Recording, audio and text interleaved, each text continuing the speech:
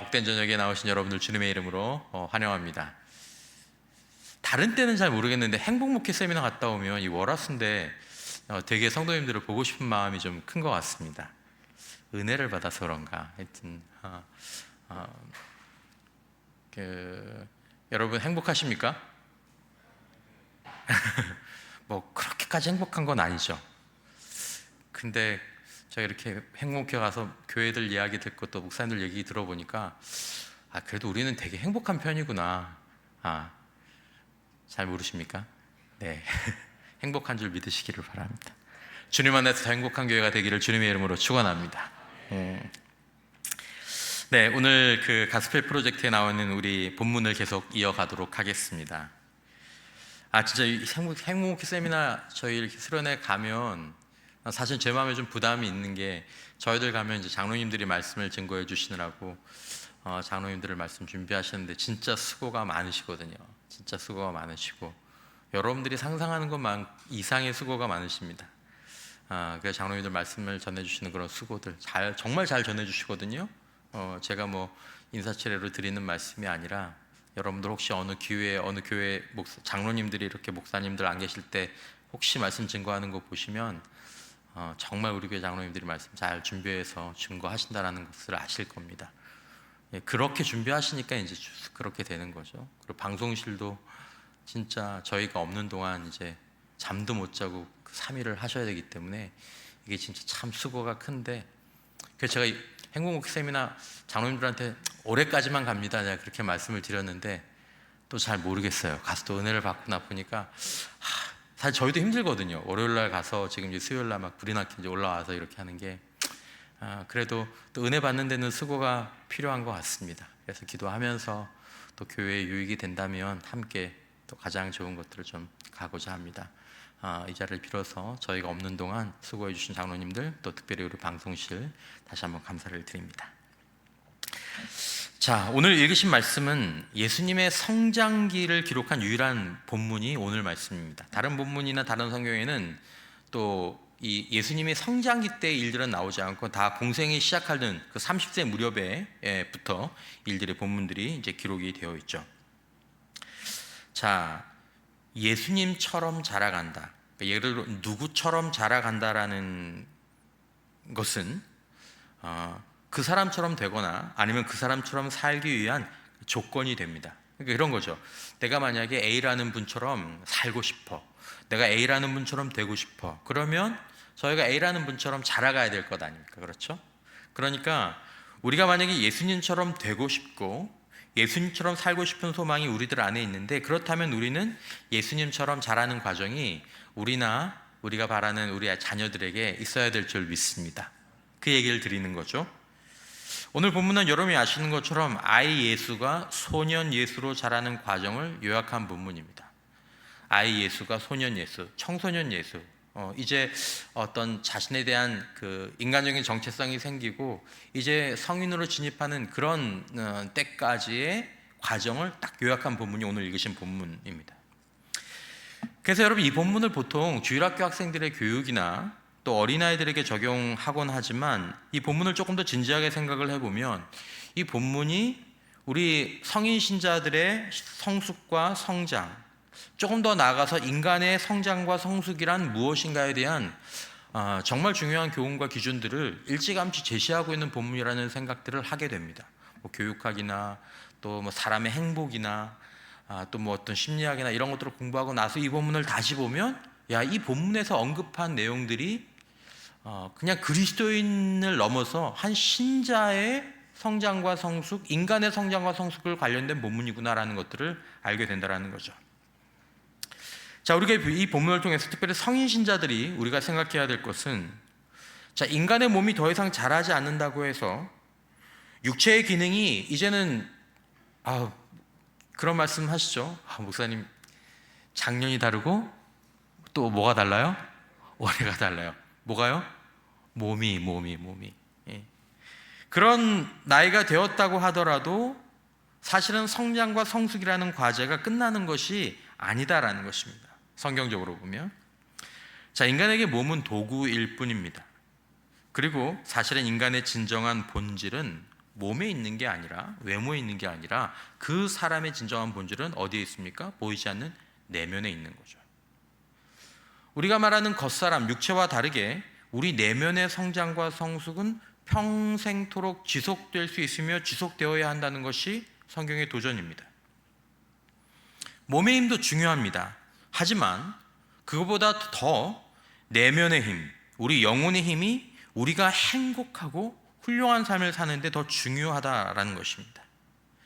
그러므로 우리 좋은 신앙의 선배들, 우리가 바라는 그런 예수 안에서 정말로 행복한 삶, 정말 훌륭한 삶을, 복된 삶을, 하나님 나라를 누리고 나눈 그런 삶을 살았던 우리 신앙의 선배들은 육체적인 성장이 끝나고 오히려 퇴보하는 시기를 맞이하더라도, 한 해가 다른 게 아니라 하루가 다르게 퇴보하는 그런 시간들을 맞이하더라도 내면의 성장과 성숙을 위한 그 여정을 멈추지 않고 그 복을 누린 사람들이다라는 거죠.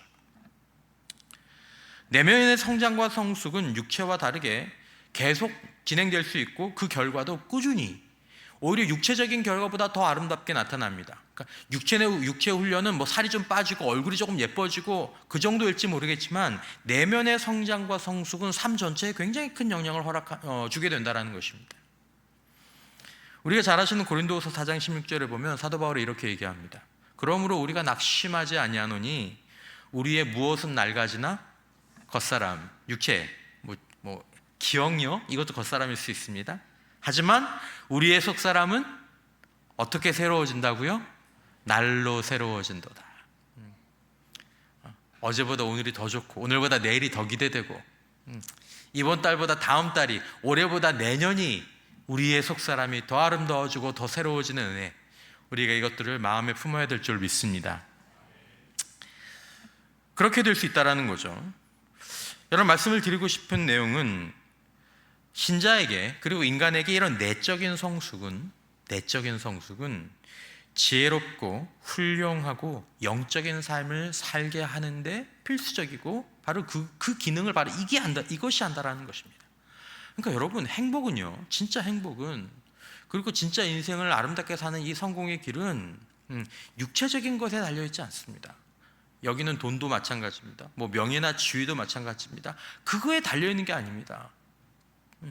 그거 있다고 행복하지 못한 사람들, 그거 있어도 행복하지 못한 사람들이 많이 있지 않습니까?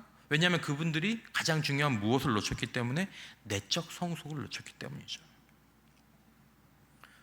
우리의 마음의 천국이 임하는 것, 그리고 진정으로 행복하고 충만한 삶은 바로 이 속사람의 성장과 성숙이 동반되어야 한다는 것입니다.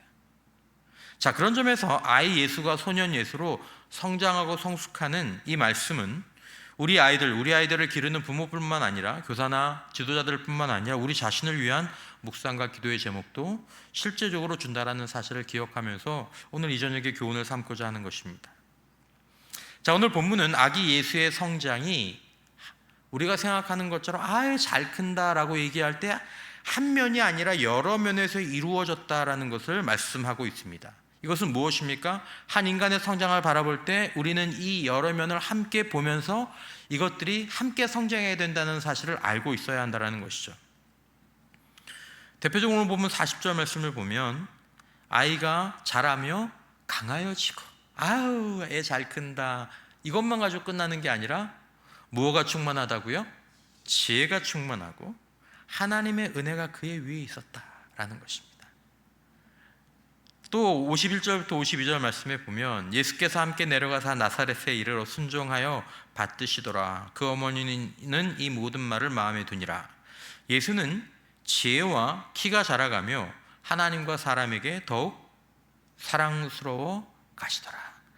이 본문이 주는 한 인간이 아름답게 성장한다, 한 인간이 아름답게 성숙한다라는 말의 의미를 이 짧은 본문 안에 제시하고 있다는 것입니다. 우리는 이것을 좀 다른 말로 외면과 내면의 성장, 혹은 전인격적인 성장이라고 이야기를 합니다. 나누어서 보면 인간이 성장하고 성숙해야 될 영역이 무엇인지, 우리가 관리해야 될 영역이 무엇인지를 우리에게 얘기하고 있는 것이죠. 여러분들과 저도 이것들을 관리하고 있는지를 좀 생각해 보아야 합니다. 자, 먼저 예수님은 신체적으로 성장하셨죠. 강하여지고 키가 자라고, 육체적인 성장입니다. 그리고 지혜와 지식의 성장이 있었다고 본문이 기록하고죠. 이것은 어떤 내적 지적인 성장, 또 지혜의 성장을 의미합니다. 그리고 예수님은 사람들 사이에 사회적 성장을 이루었다고 말씀하고 계시죠. 사람에게 더욱 사랑스러워 가시더라. 그러니까 예수님의 주변 사람과의 관계가 아주 좋았다라는 거죠. 그리고 특별히 사람이라는 것은 먼저 부모님을 의미한다는 것도 기억할 필요가 있습니다. 자, 또한 영적인 성장이 있었죠. 하나님께 더욱 사랑스러워 가시더라. 여러분, 이 내면 내지 5가지 면을 우리 아이들을 볼 때, 그리고 우리 자신을 볼 때 보아야 한다는 것입니다. 만약에 키만 자란다면, 만약에 키와 지혜만 자란다면, 그리고 다른 것들은 잘하질 않아요. 그런다면 나중에 이 사람이 건강한 인간으로 성장해서 행복한 삶을 훌륭하게 누릴 수 없게 된다는 사실을 마음에 기억하고 있어야 된다는 거죠. 하나씩 적용하면서 우리가 생각해 보길 원합니다. 자, 먼저 우리는 우리의 신체를 돌봐야 합니다. 우리가 육신의 삶을 살아가는 동안 우리는 신체적인 건강과 성장에 관심을 가져야 하는 것입니다. 자, 이제 우리는 더 키가 클 일은 없죠. 조금씩 줄어들긴 하겠지만, 좀 제 개인적으로 우리가 꼭 적용해 보고 싶은 것이 있다면, 우리가 성인이 되어서 신앙생활하고 삶을 살아가는 가운데 규칙적으로 자고 일어나는 것이 굉장히 중요하다라는 것입니다. 지금 어떻게 주무시고 또 일어나실지 모르겠지만 최대한 허락하시는 한에서, 자, 여러분들 가운데서 밤에 집중이 잘 되시는 분들도 물론 계실 거라고 생각합니다.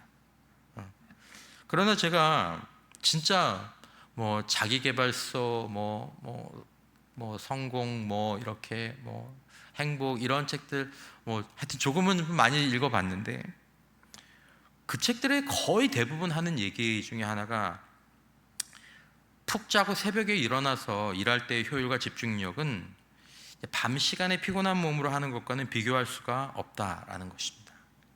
모든 연구 결과가 성공은 거의 대부분 아침에 일찍 일어나는 사람들에게 주어진다라는 것을 입증하고 있습니다. 그러니까 여러분, 훌륭하고 건강한 인생을 사는 사람들의 절대 다수 95% 이상은 일찍 일어납니다. 그리고 그러므로 여러분들이 아주 정말 특이 체질 0.5% 이런 데 해당하는 특이 체질이 아니라면, 그리고 내가 정말 훌륭한 삶을 꾸준히 유지하면서 살고 싶다면, 일찍 자고 일찍 일어나는 건 일찍 자는 싸움이거든요. 일찍 자고 충분한 수면을 취한 후에 일찍 일어나는 것이 가장 좋은 방법입니다. 여러분, 이걸 꼭 정말 기도하시고 관리하셔야 됩니다. 특별히 도시생활이나 현대인들은 저녁 시간에 공격을 많이 받습니다. 좋은 걸로 공격받는 게 아니에요. 저녁에 동영상이나, 그리고 별거 아닌 것들, 그거 하느라고 몇 시간 보내고, 그리고 아침에 일찍 일어나야 되니까 잠 조금 자고 피곤한 상태에 일어나서 제대로 못하고, 이제 그런 일들이 반복되는 거죠, 여러분. 저도 그런 면들이 없지 않지만은, 저와 여러분들이 정말 주님 안에서 좀 더 훌륭하고 좀 더 성숙한 삶을 살려면 저녁 시간에 일찍 주무시고, 그리고 충분한 수면을 취하고 가급적이면 일찍 일어날 수 있는 그런 신체적인 리듬을 갖추시는 것도 중요한 순종의 부분이 되는 것입니다. 단순합니다. 저희들이 주님 안에서 건강한 생활을, 영적인 생활을, 또 성숙한 생활을 누리려면 여러분, 일찍 자시고 일찍 주무시고 푹 주무시고 가볍게 운동하시고 건강하게 식사하시고 나쁜 음식을 먹지 않는 아주 잘 알려진 것이 성장과 성숙의 가장 기본적인 순종의 조건이 된다는 것을 꼭 기억하십시오. 이거 없으면 훌륭한 삶 못 사십니다. 이거 없으면 훌륭한 삶 못 사십니다. 그리고 훌륭한 삶을 잠깐 살더라도 그걸 계속 유지할 수가 없습니다. 자, 두 번째는 우리 주님이 지혜와 지식의 성장을 이루시는 것을 보게 됩니다. 오늘 보면 46절에서 47절 말씀해 보면 예수님께서 성전에서 선생들 사이에서 이렇게 쭉 앉아서 그들에게 듣고 묻는 모습을 이렇게 보면서 듣는 자들이 다 뭐에 놀랐다고 얘기합니까? 지혜와 대답을 놀랍게 여겼다고 성경이 얘기합니다. 여러분, 거기서 예수님께서 성전의 선생들과 뭘 가지고 얘기하셨겠습니까? 뭘 가지고 얘기했을까요? 성경이죠. 성경과 관련된 지식을 가지고 예수님이 묻기도 하시고, 또 선생들이 물어보면 너 이거 아니? 예수님 대답도 하시고, 이제 그렇게 하셨다라는 거죠. 아기 예수가 소년 예수로 자라면서 무엇보다도 성경을 잘 아셨다라는 것이 본문에 드러나 있습니다. 여러분, 성경의 내용이 사람을 성숙하게 하고 지혜롭게 만든다는 것을 여러분들이 믿으시는 줄 믿습니다. 여러분, 정말 고전 중에 고전, 최고의 인격서, 최고의 자기계발서는 성경입니다. 이건 제 말이 아닙니다. 여러분, 성경을 아는 것이 지적 성장의, 지혜의 성장의 핵심 중에 핵심이라는 사실을 우리가 확실히 알아야 하고, 우리 자녀들도 여기에 대해서 귀가 열려야 합니다. 디모데후서 3장 15절 이하에 잘 아시는 말씀이죠. 또 어려서부터 디모데, 너 어릴 때부터 성경을 알았지?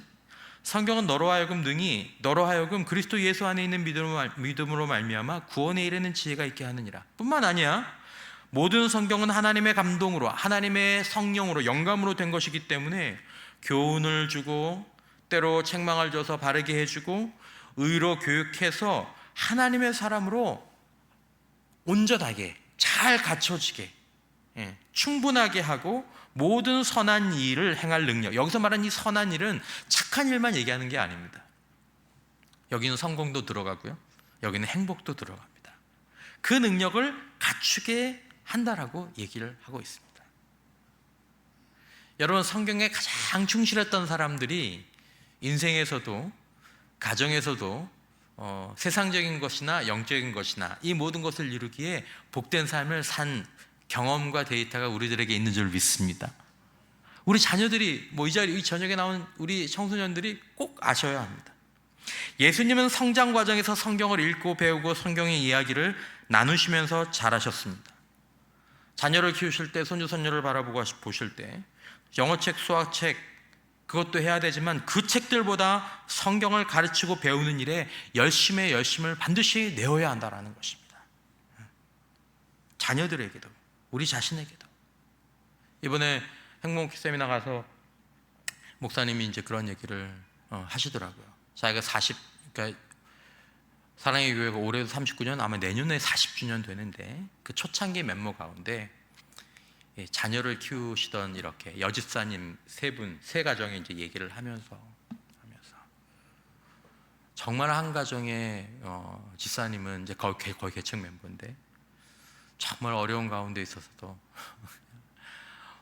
학원 안 가면 뭐라고 안 했지만 예배 안 나오면 불호령이 떨어지는 그런 가문에서 어떻게든지 그 아이를 데리고 예배 생활을 하고, 어떤 가정은 멀리서도 그 애들 데리고 오고, 또 어떤 가정은 그냥 애들 오기 싫다고 그러면 그냥 놔두고 공부해야 하고 학원 가야 된다 그러면 그냥 학원 다 보내고, 그렇게 해서 슬슬 빠지면서, 그리고 이제 30년이 흐른 거죠.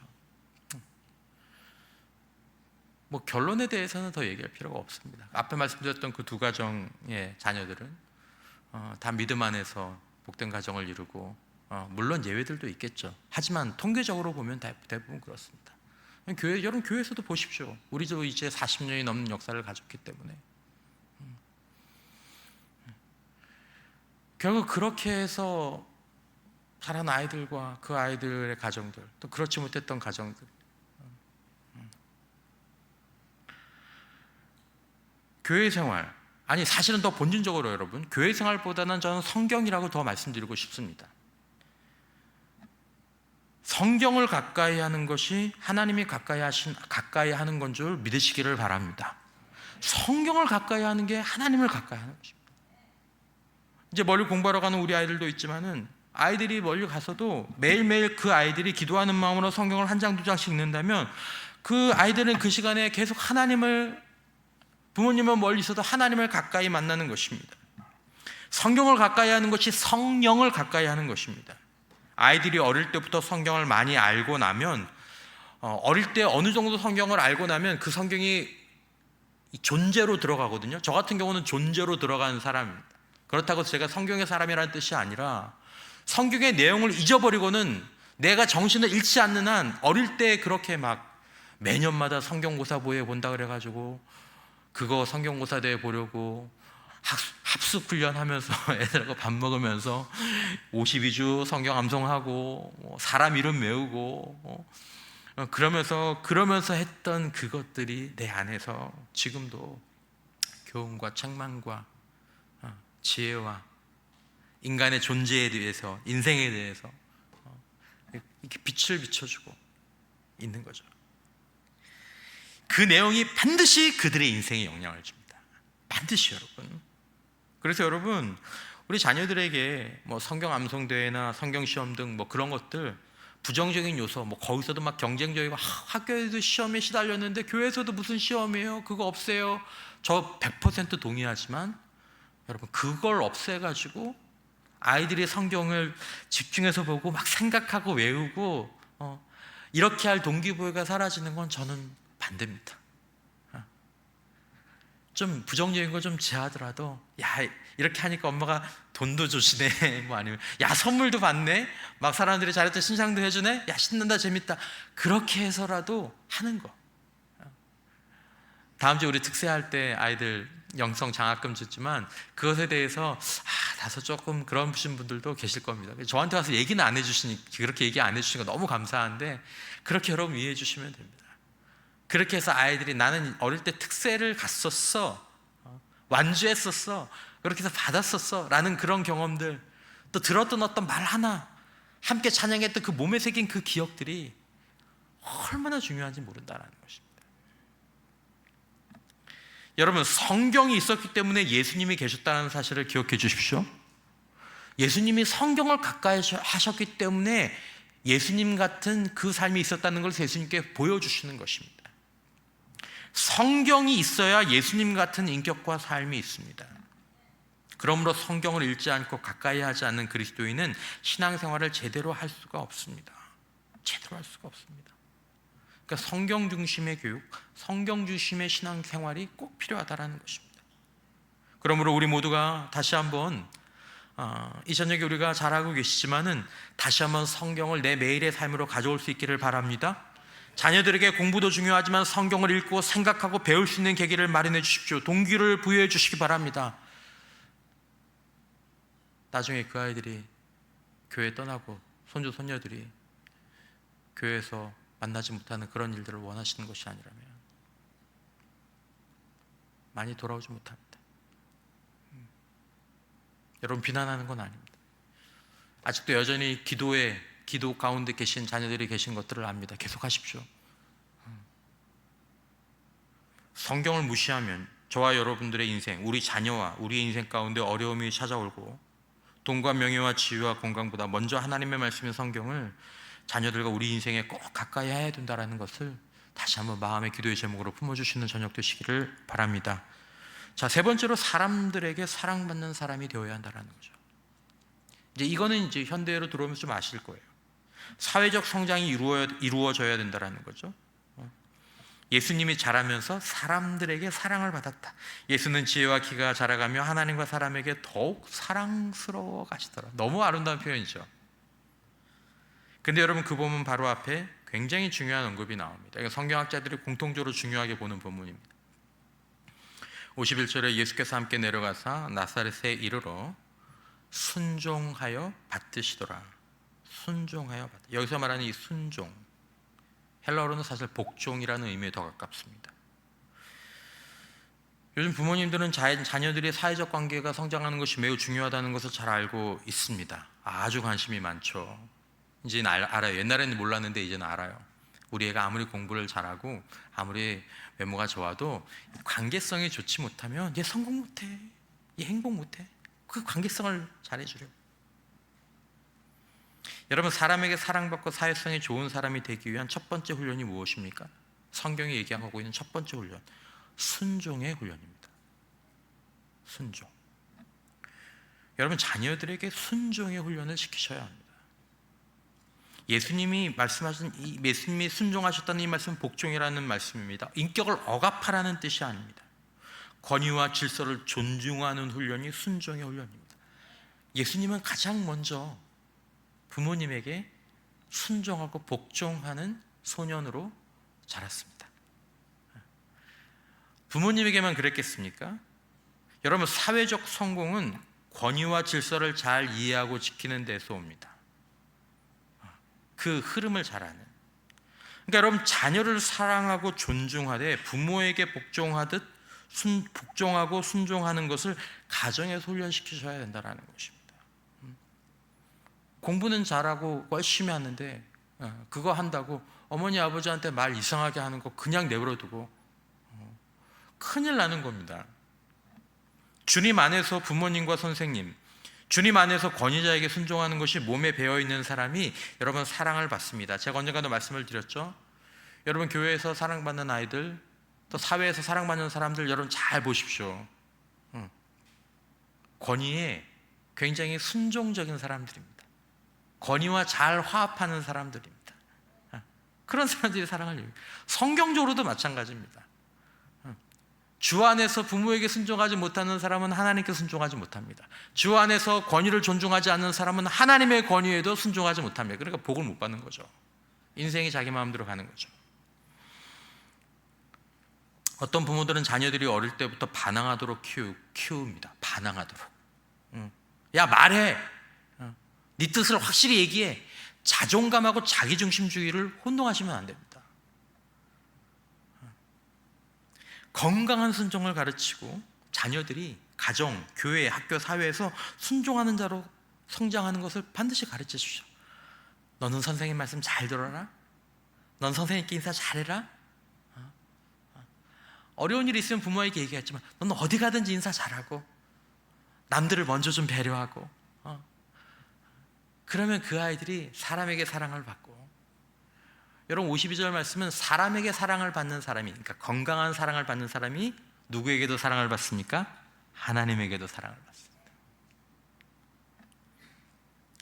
건강한 순종의 사람은 사랑을 받는 것이죠. 똑똑한데 순종을 배우지 못한 자기중심적인 아이들은 상을 받을지는 몰라도 사랑은 못 받습니다. 여러분 꼭 기억하십시오. 상은 받을지 몰라도 사랑은 못 받습니다. 헛똑똑해. 나중에 외로움을 겪게 될 수도 있습니다. 꼭 우리 자신과 아이들에게, 우리도 마찬가지입니다. 교회에서도 마찬가지입니다. 순종을 모르면 자기가 원하는 건 이룰 수 있어도 사랑과 존경은 못 받습니다. 사람에게나 하나님에게나.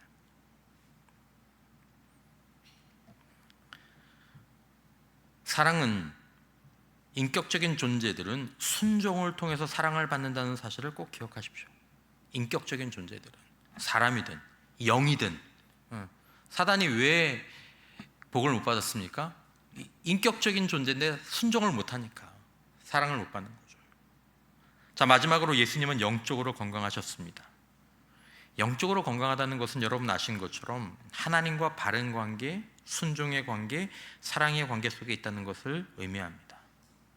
여러분, 본문의 사실은 어떻게 보면 굉장히 놀라운 말씀이 나옵니다. 이제 소년 예수님은 육신의 아버지뿐만 아니라 누구를 알았습니까? 영적인 아버지를 알았습니다. 부모님이 막 사흘 동안 예루살렘을 뒤집고 다니다가 겨우 성경에서 찾아서 너 여기서 있었니? 여기서 있으면 어떡하니? 그리고 예수님이 뭐라고 얘기하십니까? 49절에 어찌하여 나를 찾으셨나이까? 내가 내 아버지 집에 있어야 될 줄을 알지 못하셨나이까? 야, 네 아버지는 나잖아. 요셉 나잖아. 근데 예수님이 뭐라 그래요? 아버지도 내 아버지시지만 나에게는 또 다른 누가 계세요? 하나님 아버지가 있다는 의식이 예수님에겐 있었다라는 거죠. 예수님은 성경을 잘 아셨습니다. 그리고 하나님 아버지를 아셨고, 그리고 그 아버지 집을 좋아하셨습니다. 아버지와 함께 있는 것들을 즐기셨습니다. 바로 이것이 영적인 건강과 성장입니다. 여러분, 우리는 어떻습니까? 우리의 자녀들은 어떻습니까? 하나님 아버지를 알고 아버지의 집을 좋아하고 아버지와 함께 있는 것을 즐겨하는 그 생활이, 그 마음이 우리 안에 또 우리 자녀들에게 있게 되시기를 주님의 이름으로 축원합니다. 여러분, 그런 교회들을 진짜 도와주지는 못해도 막지는 마십시오. 때로는 교회 성도들 가운데서 자녀들의 그런 것들을 막으시는 분들이 계세요. 진짜 안 봐도 앞날이 비디오예요, 교회들이. 제가 뭐 고작 뭐 목회 20년 했지만 뭐 보잖아요. 좀 보잖아요.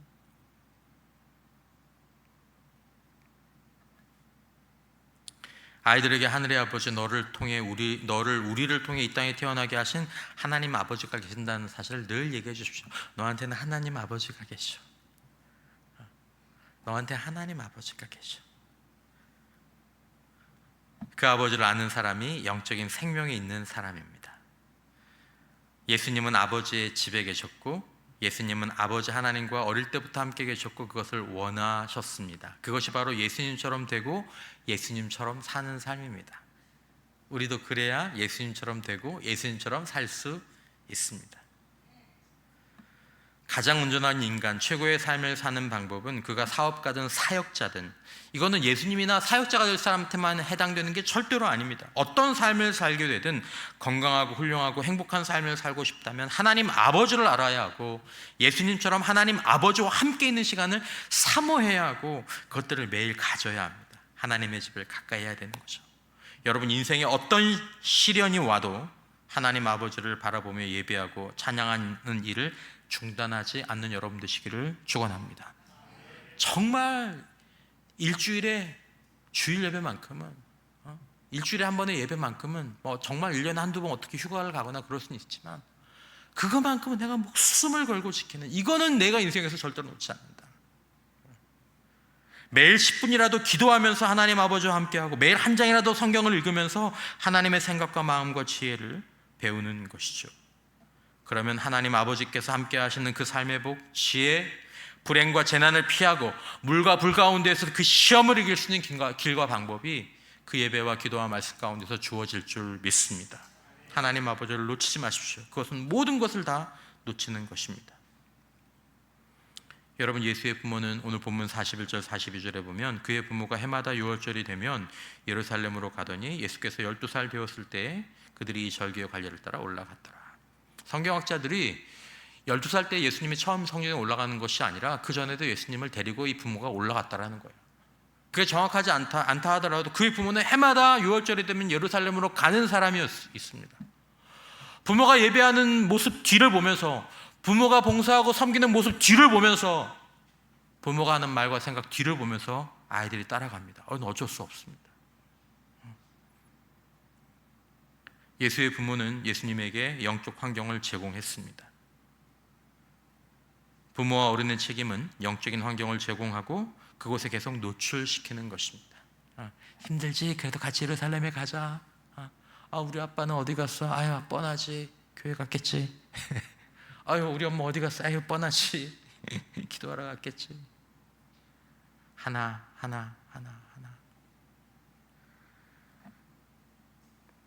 여러분, 아이들이 듣고 배울 수 있을 때 성경을 읽어주고 그리고 가르치고, 하나님의 말씀이 그 아이들의 인생을 우리 대신 지켜주게 되고 그 생각과 마음과 삶을 지켜주게 될 것입니다. 여러분, 다시 말씀드립니다. 아이들이 듣고 배울 수 있을 때 성경을 읽어주고 가르쳐 주시면 하나님과 그 말씀이 아이들의 인생을 우리 대신 지켜준다는 사실을 믿으시기를 바랍니다. 사랑하는 성도 여러분, 저와 여러분들이 우리의 남은 인생 가운데 이 신체적인 성장, 지적인 성장, 사회적 성장, 영적 성장을 이해하고 날마다 새로워지는 저와 여러분들 모두의 내면과 우리 다음 세대 모두가 될 수 있기를 주님의 이름으로 축원합니다. 네, 우리 찬양하겠습니다.